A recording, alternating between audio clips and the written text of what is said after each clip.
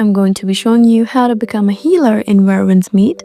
So it's actually really easy, so let's get right into it. So to become a healer in Where Winds Meet, which is also the doctor or healing profession, you must unlock and complete a special quest. So it's not automatic early on, and here's how exactly it works. So you just need to rate each level 13 or higher before healer path becomes available. So in order to reach that level, you need to constantly be completing quests, exploring and all that, and this will help you reach level 13.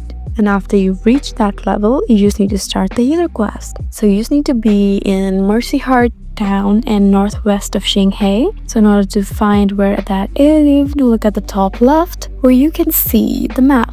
After you've done it, so this is the whole Xinghe region, and make sure find the Merciful or Mercy Heart Town, and you just need to find an NPC called Mu Xiang, who is a doctor treating a sick person. So you just need to talk to him and start the quest Healer's Calling. And once you've done that, this will help you become a healer. And once you're a healer, you can join the Silver Needle sect to access more advanced healer roles and sect-specific missions. So in short, what you need to do is get to level 13, talk to Mu Xiang, complete the healer quest, and profession unlocked. So there you go.